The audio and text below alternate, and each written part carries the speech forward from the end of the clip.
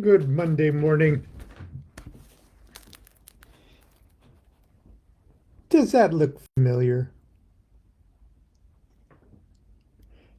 Or something like that.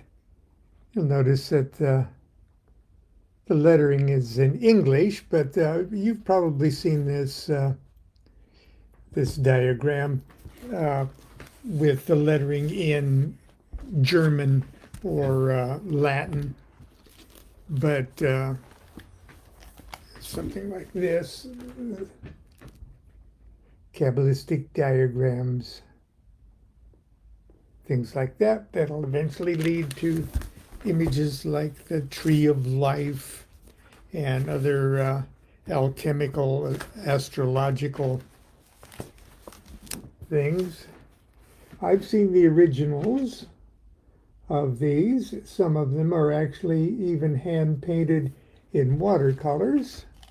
I found it at the British Library. The additional, I believe it was the 1717 or 1747. I think I saw both editions. It's not impossible, but it's you got to jump through a couple hoops for a couple days to get at stuff like this. You have to get your picture taken and qualify to get an ID card at the British Library, things like that.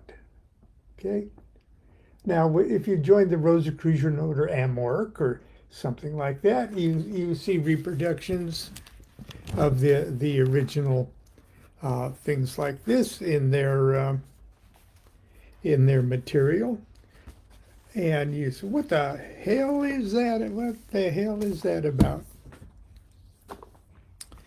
Well, if you've ever watched,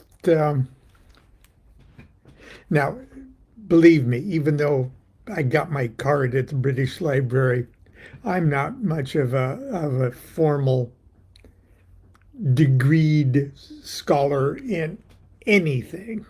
All my degrees are Masonic. Okay. The only reason I went to college was to attend the radical 60s. Okay. So I'm not much of a scholar, but as they say, I play one on TV. Actually, I know a lot of very, very, very brilliant scholars in this field, and they are tolerant enough to endure my friendship. But anyway, many years ago, I may even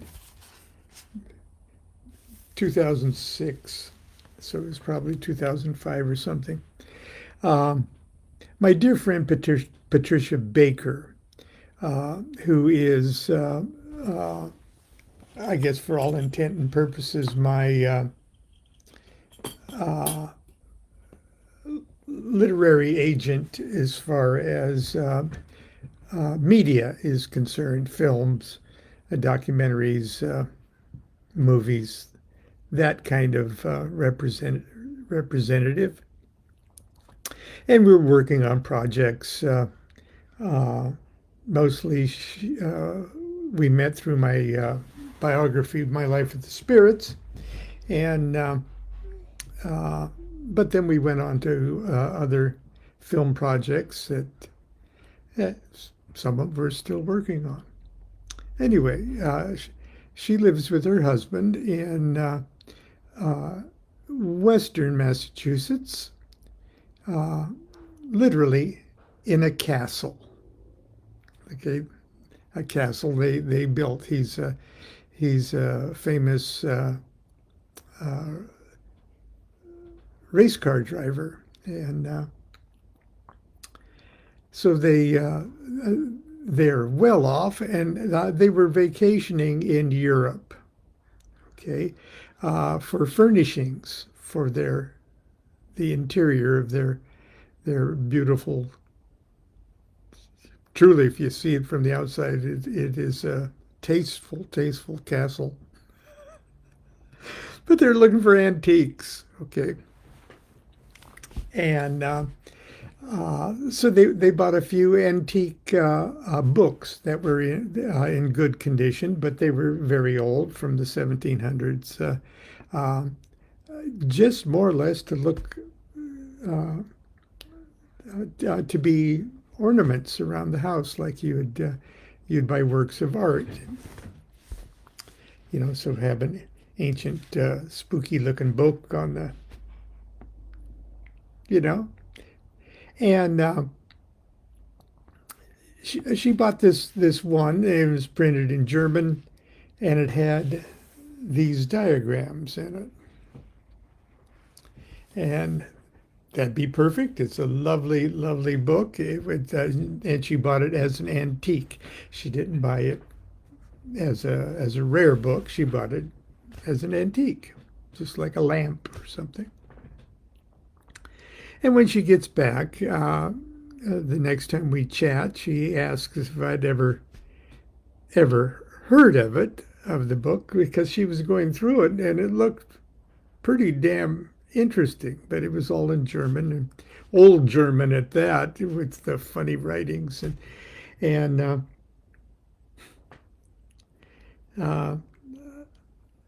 I said, well, who's it by? And she said, George or Gorge von Velling. And somewhere in the back of my mind, I remembered that that word, that the guy was a famous alchemist, a German alchemist, and he had a good job too. I mean, he was like the director of mining. Okay.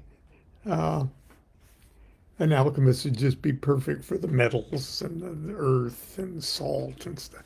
And I said, well, von Velling's a known commodity, and she said and the book is called Opus Mago Cabalisticum et Theosophicum, and that rang a bell. Because that's Latin, okay? Didn't have to speak German to. I said, "What's the date on your book there?" And it was 17 something, and that really rang a bell, because the Golden Dawn in England was sort of the heir. It developed out of the Society Rosicruciana in Anglica, okay, that preceded that by a few decades, maybe a generation. And that in turn grew out of a German Rosicrucian organization called the Gold und Rosenkreuz, and there's something like that. Please forgive my pronunciation. And the Gold und Rosicrucians, let's just say, their knowledge lectures were based on, or at least part of them, Opus Mago Cabalisticum et Theosophicum. And it had never been translated into English.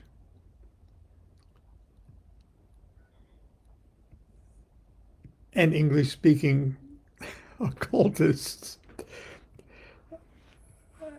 had long wanted an English translation of that. And so Patricia said, "Well, I'm good friends with Joseph McVie, here the head of the German department of what is it, Smith College. Uh, I'll confirm in a second. And he could translate this thing if you think it could get published. Okay, so I go to my friends at Weiser and said, "This is pretty historic document here that has at least great interest among scholars of magic and general interest among dilettantes. If I can get, arrange to have it translated, uh, would you publish it?" And so I put her in touch with Weiser, and Weiser was smart enough to see the value of it, and the project went forward. We didn't know, however, how fabulously wonderful it's probably Professor or Dr. McVie is. He even translated the illustrations, the captions on the illustrations. He was marvelous. Not only is his mastery of Latin and German superb, but he is also esoterically knowledgeable. And that led to this. Okay.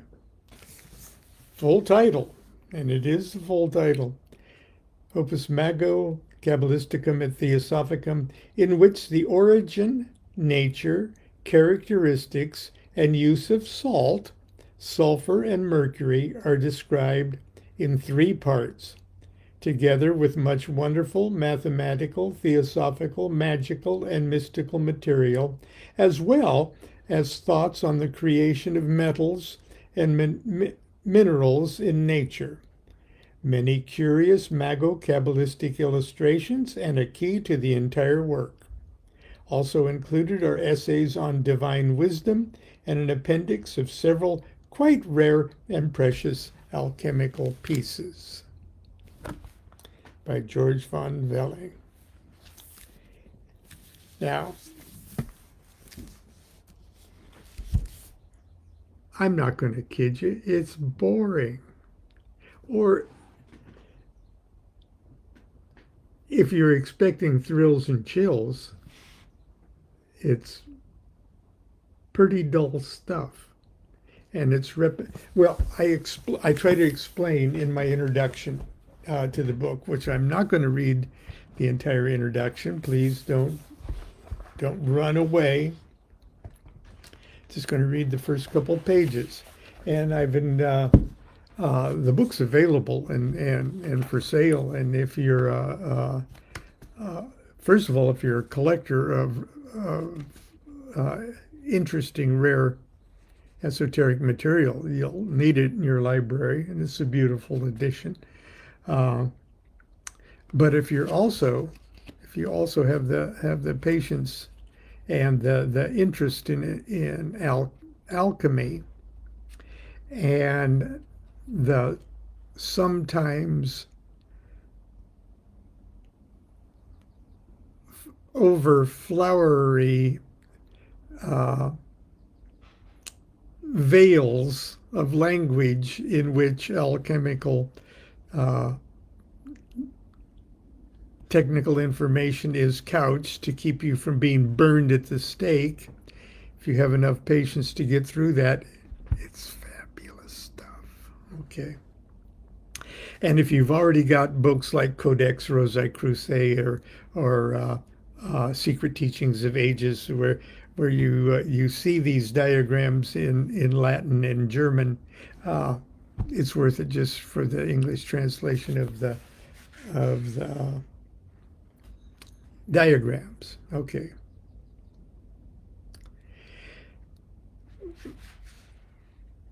Here's just a taste of my introduction. It's a 2006 edition. Now, I quote from Goethe.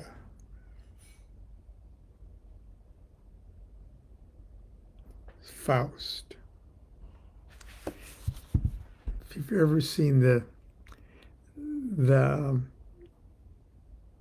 television production of Dr. Faustus with Richard Burton as Faustus, he does a sort of a paraphrased version of this, where at first you see Dr. Faustus in his with a skull on his desk, like they all have, with a candle on it and stuff like that. And he's got books all over the place, and he's dressed up in his professors, his teachers' outfit with a hat and everything else. And he's surrounded by books and astrolabes and things. And he's bummed out. He's just dark night of the soul. Okay. And he's looking at all this stuff, and he just looks tired. He's just tired of seeking for the truth in all of these sciences that he's mastered and teaches and writes about. And he still feels like a jerk. Can you identify with that? And he says this: I've studied now philosophy and jurisprudence, medicine, and even at last theology, all through and through with ardor keen. Here now I stand, poor fool, and see I'm just as wise as formerly. I'm getting nowhere. And then he opens a book in the play and in the TV thing, and he looks at it, and he looks at one of those diagrams. Okay, his finger goes down. He goes, "Oh, how cool this looks! These lines, these lineaments," he calls them. This is what's exciting me. And he goes, in Act 1 of Goethe's Faust, the melancholic hero broods alone in his chamber and reflects upon the vainness of earthly knowledge and education. He opens a book of magic and gazes in almost sensual wonder upon the lines and symbols on a diagram of the macrocosm. Upon waves of ecstasy, he gives voice to the passion that since the dawn of consciousness has consumed the student of the mysteries. What rapture! At once is flowing through all my senses at this sight of this. I feel a youthful life.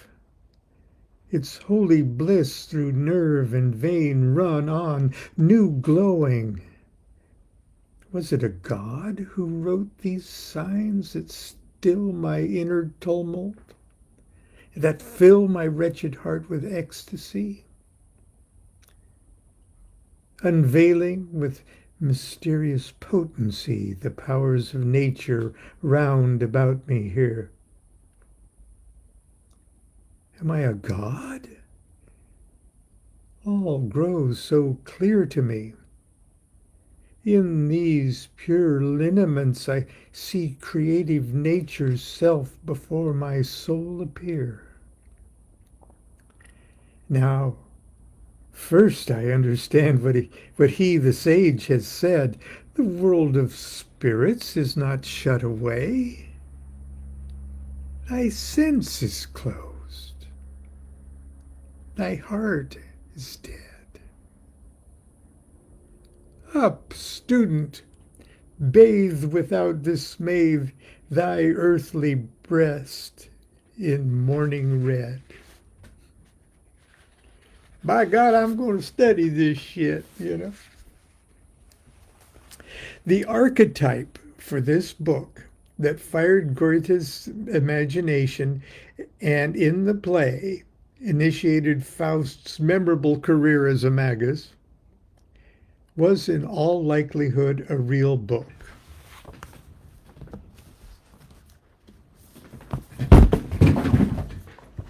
A book that jumpeth from one's hands and falleth upon the floor. Hello, dear. I'm okay. The book just jumped out of my hand. Maybe that was you falling on the floor. I did. She was So hoping. She was hoping. I was not hoping. She was hoping to find my lifeless body on the. But it's been hot, and Lon's been complaining a lot. Bring me a wet washcloth while I'm out working in the sun. But never mind. Okay. Good morning. You're okay. Thank you, darling. And I hope all of you are okay too. Now I'm going to go back to cleaning. Okay. Let's see. Ah. Okay, it was that book. Let's see. A book of forbidden knowledge that evoked every mythical cliche of dramatic imagination. A massive, heavily illuminated work of alchemy, astrology, theology, magic, and Kabbalah, which in 1719 dropped like a living culture into the fertile medium of Western syncretic thought. A book that for the remainder of the 18th century would revolutionize the Rosicrucian, Masonic, and Hermetic movements throughout Europe. A book with which Goethe and the brightest stars of the firmament of European esotericism were intimately familiar. George von Welling's Opus Mago-Kabbalisticum et Theosophicum. For the modern student of the Western mystery traditions, especially those whose studies and practices spring from the teachings and ceremonies propagated by the Hermetic Order of the Golden Dawn, it would be difficult to overestimate the importance of von Welling's work. It served as the primary instructional text of the Gold- und Rosenkreuze, Golden Rosicrucians, a highly prestigious Hermetic order founded in 1717, whose forms, doctrines, and teachings would infect and energize the world of mystic Christianity and esoteric Freemasonry. Indeed, the first-degree lecture of the Gold- und Rosenkreuze was lifted almost word for word from the fourth section of Volume 1 of von Welling's opus. 100 years later, the 9-degree initiatory structure of the Golden Rosicrucians would provide the founding fathers of the Society Rosicruciana in Anglica the archetype for their organization SRIA's offspring, the Hermetic Order of the Golden Dawn. In turn, it would give birth to the magical Hermetic and New Age movements of the 20th and 21st centuries. In fact, it does not seem to me too far-fetched to suggest that this German Golden Rosicrucian British SRA pollination may well have provided the historic basis for the fanciful and likely unhistorical legend, which suggests that Golden Dawn's authority was derived from a certain German adept, Fräulein Sprengel, whose colleagues after her death withdrew their direct support of the order. But this matter is best left to historians of this colorful period.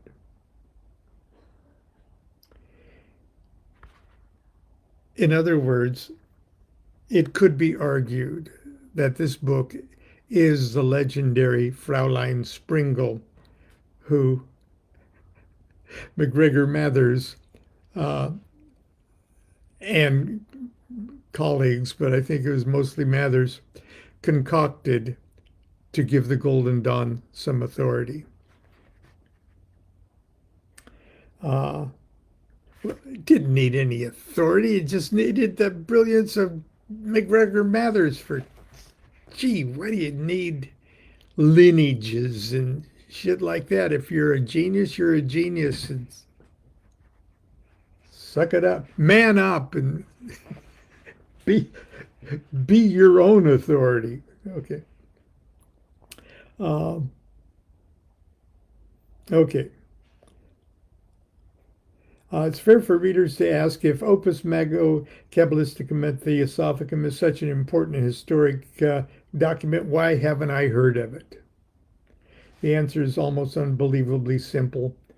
Significant as the work is, it has until now never been translated into English. For 300 years, its mysteries, treasures have been reserved exclusively for those with an eloquent and profound mastery of the German language. Okay. That's my little story. I hope I didn't damage my beautiful book there. Did I'll have to buy another one. Anyway, once again, the book we're talking about is Opus Mago Cabalisticum et Theosophicum, a real sexy title there. Don't worry, open it up. There's lots of other unsexy things in it until you get to what you need to hear.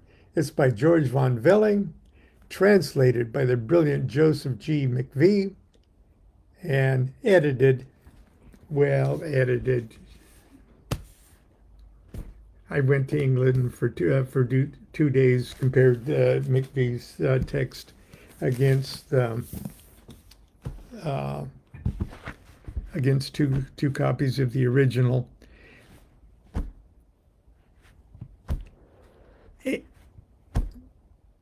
Anybody could have taken, a possum could have done that. But anyway, I was very proud to be part of the project, and hope, if you're serious about stuff like that, while it's still available and people aren't being burned at the stake for owning it, get it. Oh my God. I've got Monday night magic class to get ready for, and so does Constance, who does all the work getting ready for it. Anyway, starting next week, Monday night magic class will just be a routine Monday night magic class. It'll happen regardless of. It's just open to anybody who's willing to spend 2 hours behave themselves for 2 hours in a very warm living room. But I think the next thing we're going to cover is Crowley's The Book of Thoth as a literary document and as a instructional text. And but it's, if you miss a class here, miss a class there, if you miss it doesn't matter. The first 4 that we've done here, the 4th one will be tonight, was sort of a group of, it'd be best if you attended all 4, but from now on, we're at least envisioning Monday night classes just being a routine thing, whether anybody shows up or not. Until tomorrow, I'll give you a report if anyone shows up. Continue to be good to yourself, be good to each other. Do what thou wilt, shall be the whole of the law. Love is the law, love under will.